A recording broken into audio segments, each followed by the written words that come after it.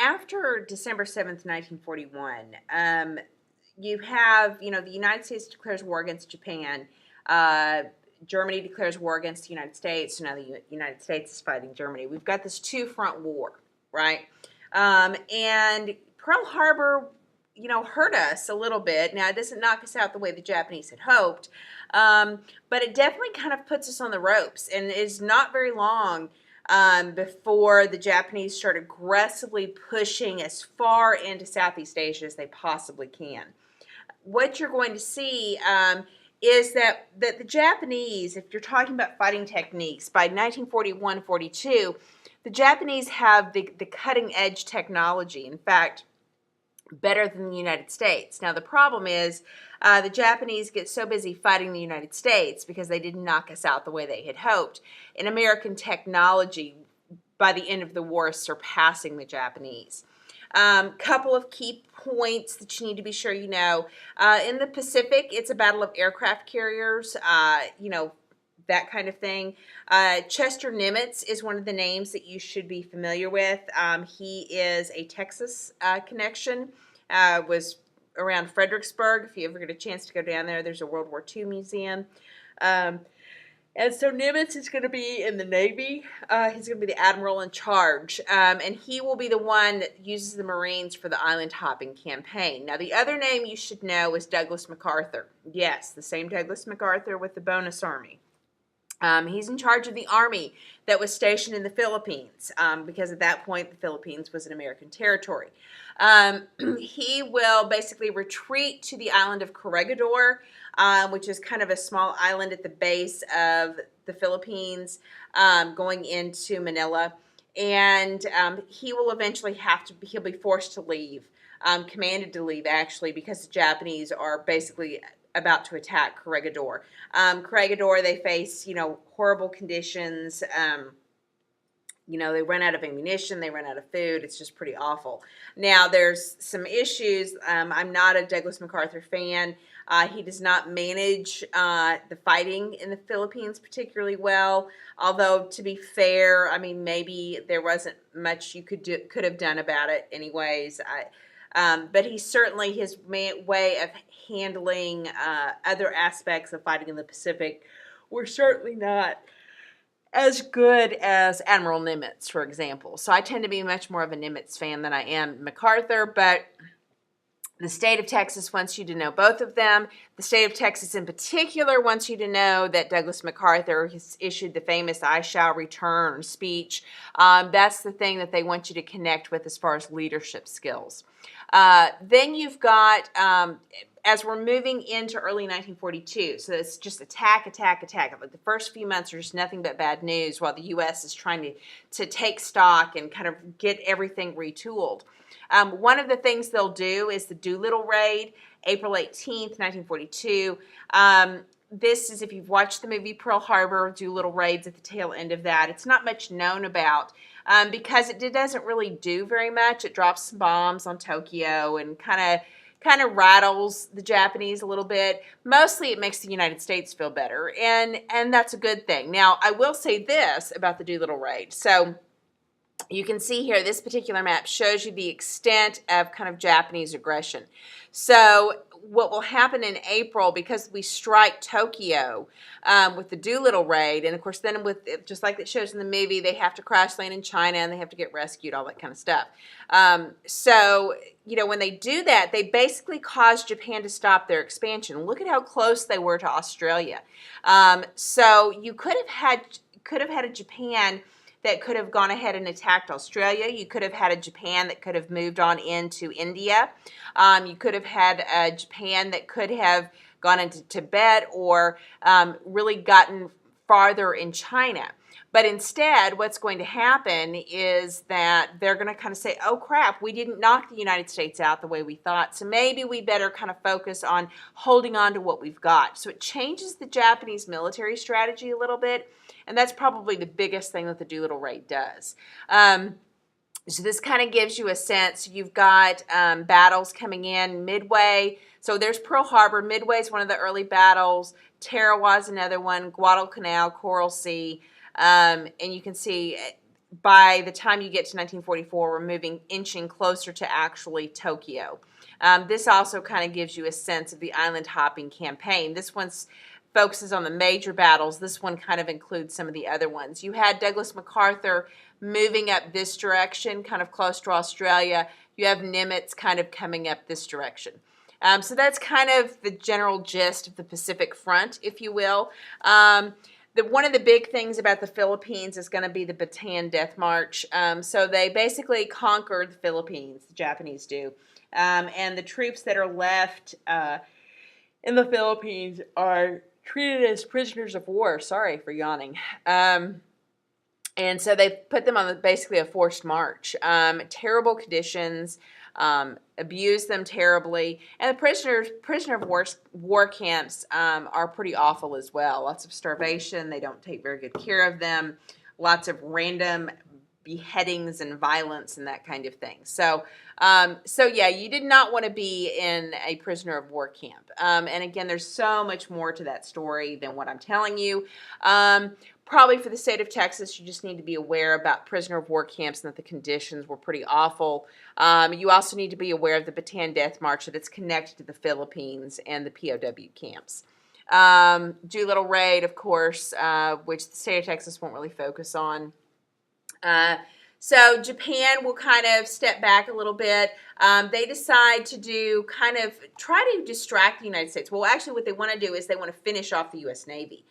So what they're hoping, and I pulled back up this map, so they basically decide to launch a two-pronged attack, right? They're going to come in here to the Coral Sea. They're going to send some ships over here kind of like they're going to Midway, and then they're going to send some ships up to the Aleutian Islands. So there actually is fighting in the Aleutian Islands.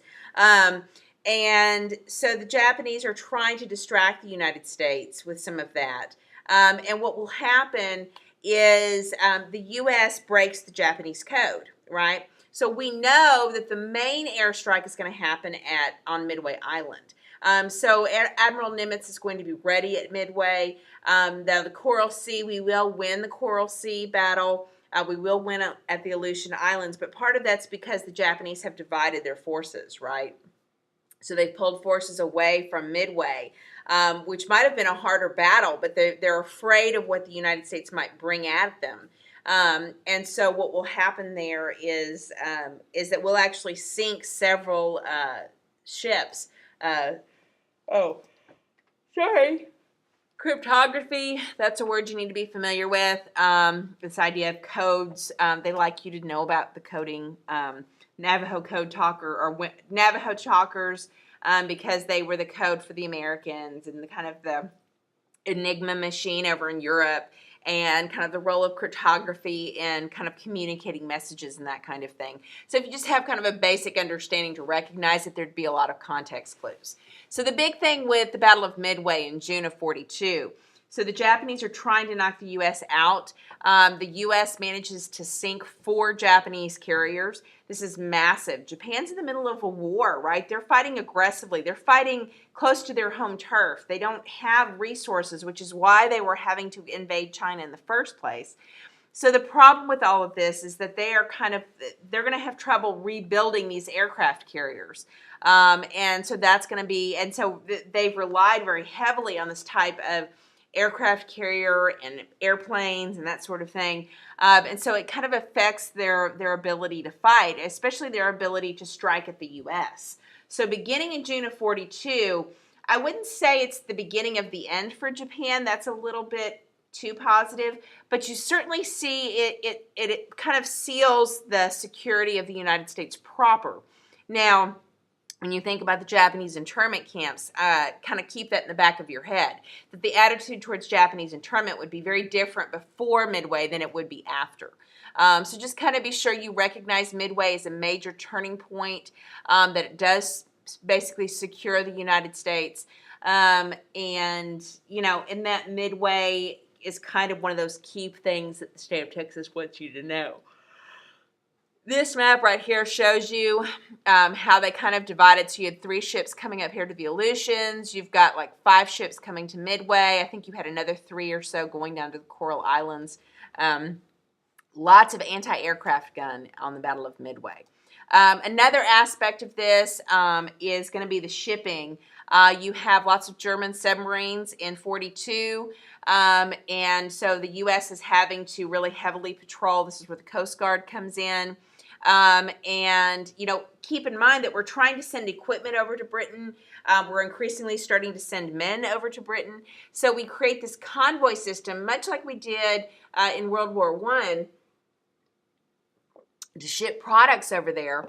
And the convoy system is going to be highly successful. There's going to be a real aggressive stance in the Atlantic to protect the lanes. And so you're going to have the U.S., and part of this is technological and kind of industrial might, because the U.S. can build ships faster than the German subs can sink them. And there's no way that Germany can handle the fighting that it's doing and build submarines as well. So you have a number of different issues coming in. So by the time you get to Lake 42, the Atlantic is pretty much a safe shipping lane. But that's another piece of us getting ready to fight over in Europe. Now, remember that in the Pacific, it's a little different because we have this, we stopped that advancement at the Battle of Midway. So Germany will, despite the non-aggression pact that they have signed going into September of 1939, Germany will choose to invade the Soviet Union in June of 41. Of course, they've got control of France by then. And so this is why Hitler does this, who knows? You would think if he'd just been willing to kind of let things rock on. I think he expected eventually for the Soviets to attack. Certainly the antipathy between Stalin and Hitler would have likely have happened. So you have this invasion of the Soviet Union, and Stalin freaks out. He's like, oh my gosh, you have to do something, and he's begging Britain and the United States. But Churchill and FDR say, yeah, no, we're not going to do that. We don't want to launch a full-scale invasion of mainland Europe, so we're instead going to focus on what they call the Periphery Campaign, which is going to be North Africa. Now, one quick statement, Stalingrad's not really going to be on the test, but I feel remiss if I don't mention that spring of 42. So you have him basically going in the summer of 41, and they make massive territorial gains all throughout late 41 into 42, and they get almost, by the time the snow starts falling at the end of 41, they're almost to Moscow. But then the snow falls, and so the Germans have to kind of stall out. And so they stop, like really at the border of, and this map right here shows you, they're really right here at Leningrad, right here at Moscow, and they're kind of coming into this area. Well, so what will happen is that in the spring of 42, Hitler will decide to launch another advance. The snow's melting, it's time to get moving again, and this time he decides to focus his efforts in going towards Stalingrad. It's the namesake of Joseph Stalin, so it'll look really dramatic. Also, there's a ton of oil resources here, and oil to keep machinery going, to keep jeeps going, to keep tanks going. Gasoline, this is a huge piece of the puzzle for the Nazis, right? They need oil. They're desperate for oil.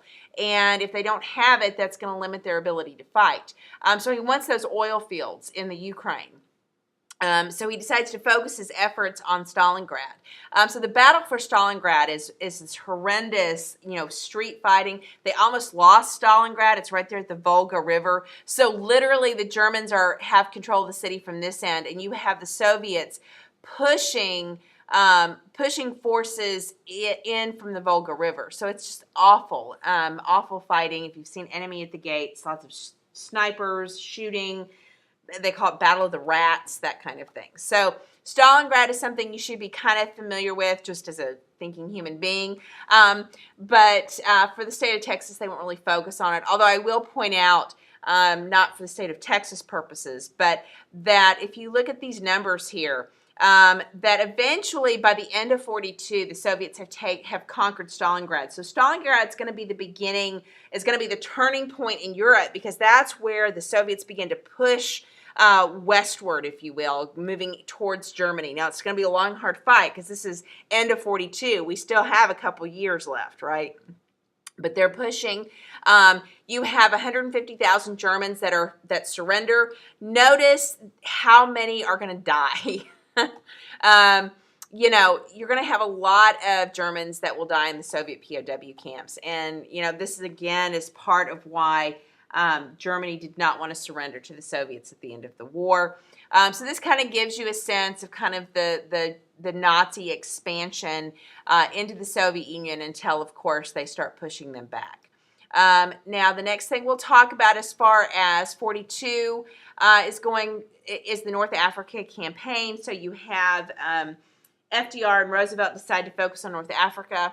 So they go in. You have the Germans there, and able to, the Germans are there helping the Italians. The Italians had come in and gone into Libya, actually. And so the Italians made the initial foray here, but they need support because they're Italians and they're not fighting very well. The Germans come in. So what will end up happening is this is really a battle between the Germans and the Americans. So you're going to have the Americans land here. They're going to kind of take kind of free French Morocco, kind of get in here towards Algeria and Libya. And then as you get farther over this area, you're going to have them really fighting with the Germans and Ernst Rommel and all that kind of stuff. So be sure that you're familiar with kind of the North Africa campaign. And the intent is to be a launching ground for an invasion of what they call the soft underbelly of Europe, which is going to be Italy, basically, because they know the Italians are weak. And so that's what they're trying to do. So Operation Torch is the name of the North Africa campaign. Stalingrad is Operation Barbarossa. Don't confuse the two. So you're going to see that this is going to happen in the late 42 with the Operation Torch, right as the Soviets are kind of starting to really get control over Stalingrad and really start to push the Germans back.